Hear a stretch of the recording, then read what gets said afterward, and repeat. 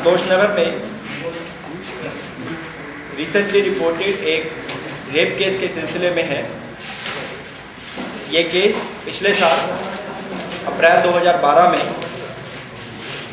Girl missing के head के under दर्ज किया गया था। FIR number 76/2012 76/2012। उस समय पुलिस ने अपनी तरफ से भरपूर कोशिश की थी उस मिसिंग गर्ल को ढूंढने की, लेकिन हम लोग उसे नहीं ढूंढ पाए थे।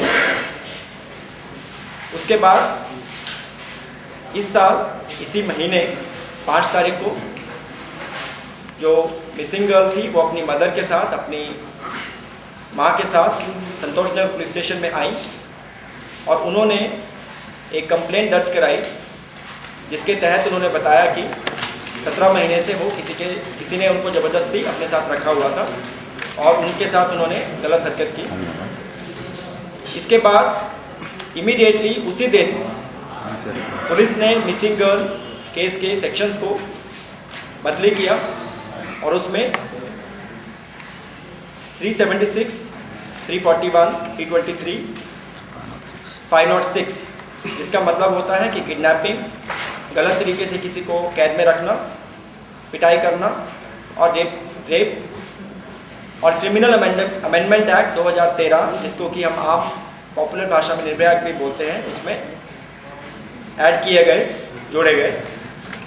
उसी दिन जो है पुलिस ने मुजरिम जिसका नाम सत्यप्रकाश सिंह है उसको कस्टडी में लिया और उसका इंटरोगेशन किया और अगले दिन 6 तारीख को उसको हमने अरेस्ट करके जुडिशियल कस्टडी में भेज दिया और आज इस बात को 15 दिन हो चुके हैं, वो अभी भी जेल में है।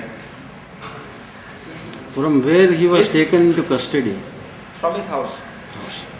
From his house.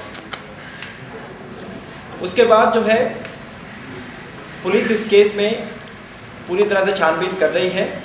ये एक सीरियस केस है, ग्रेव केस है। पिछले कुछ गुजरे हुए दिनों में इस बात ने काफ़ी तूल पकड़ा और हमने देखा कि शहर में अलग अलग जगह पर बहुत से स्टूडेंट्स, विद्यार्थी, बहुत से नौजवान विक्टिम के सपोर्ट में और सॉलिडारिटी एक्सप्रेस करने के लिए सामने आए हैं। तो इसके लिए जो है हम उनको आभार प्रकट करते हैं कि इस तरह के कोई भी सीरियस ऑफेंस में विक्टिम गर्ल के साथ सॉलिडारिटी करना बहुत ज़रूरी है। लेकिन इसके साथ साथ जो है कुछ इस तरह की भी खबरें हैं कि इसमें कुछ लोग अपने सेल्फ इंटरेस्ट के लिए, वेस्टेड इंटरेस्ट के लिए कुछ लोगों को भटकाने की कोशिश भी कर रहे हैं, जिसमें वो लोग बोल रहे हैं कि पुलिस इसमें एक्शन नहीं ले रही है, जो कि सरासर गलत है। पुलिस की तरफ से इस केस में इन्वेस्टिगेशन में किसी भी तरह की कोई भी कमी नहीं है। हमारे इंस्पेक्टर इस केस को इन्वेस्टिगेट कर रहे हैं, सीनियर ऑफिसर्स, ACP और मैं खुद इस केस को मॉनिटर कर रहे हैं और इसमें अभी तक हमारी इन्वेस्टिगेशन बिल्कुल सही लाइंस पर चल रही है। कानून के मुताबिक हमने एक्यूज़ को इमीडिएटली अरेस्ट भी किया। केस बुक होते ही, केस का सेक्शन बदलते ही अगले ही दिन हमने उसको अरेस्ट किया। जल्दी ही जो है विक्टिम लड़की को जज साहब के सामने पेश भी किया जाएगा, जहां पर वो अपनी पूरी बात उनके सामने भी बयान कर सकती हैं। और इस केस में जैसा कि कुछ लोग बोल रहे हैं कि कुछ और लोगों का इन्वॉल्वमेंट भी है, हम उस बारे में इम्पार्शली और बिल्कुल न्यूट्रल तरीके से, अनबायस तरीके से इन्वेस्टिगेशन कर रहे हैं और इस बात की हम पूरी छानबीन करेंगे। इन्वेस्टिगेशन के दौरान अगर ऐसा कुछ भी सामने आता है तो हम उसमें डेफिनेटली कानून के तहत पुलिस एक्शन ज़रूर लें। मेरी तरफ से नौजवानों को यही अपील है कि बार बार इस तरह की एजिटेशन करने से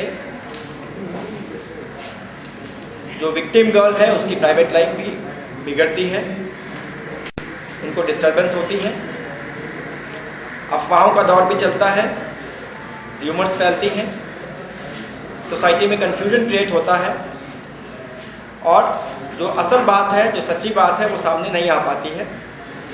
और इसके अलावा कभी कभी लॉ एंड ऑर्डर सिचुएशन भी बन सकती है। तो इसलिए मेरी सबसे अपील है कि हम यहाँ पर सबको आश्वासन देते हैं, सबको मैं विश्वास दिलाना चाहता हूँ कि पुलिस इसमें पूरी तरह से जल्दी ही इन्वेस्टिगेशन कंप्लीट करेगी और इस केस में चार्जशीट फाइल करेगी और इस केस को हम लोग इसके लॉजिकल कंक्लूजन तक लेके जाएंगे जिससे कि मुजरिम को सजा हो सके। बहुत बहुत धन्यवाद। फर्दर इन्वेस्टिगेशन के लिए क्या कस्टडी लेंगे? ऑलरेडी हम ले चुके हैं, कस्टडी हम ले चुके हैं और उनका पूरा जो भी हम उनसे जानना चाहते थे वो हम जान चुके हैं। कंप्लेंट में कहा गया है, लड़की ने लिखा है कि 5 मीरपेट के पुलिस जवान थे, इस उसके साथ मिसबिहेव किए। वो प्रूव नहीं हुआ है, वो प्रूव नहीं हुआ है। सत्यप्रकाश की पुलिस कस्टडी हम ले चुके हैं और जो जानकारी हमको उनसे चाहिए थी वो हमने ले ली है। हम उन लाइंस के ऊपर आगे इन्वेस्टिगेट कर रहे हैं। सर, क्या इसके घर वालों को पता था सत्यप्रकाश के कि ये लड़की को वो अगवा करके लेके आके घर पे काम करवा रहा है? बाद में उनको मालूम जरूर था, लेकिन शुरू में उनका रोल था या नहीं उस बारे में छानबीन की जा रही है।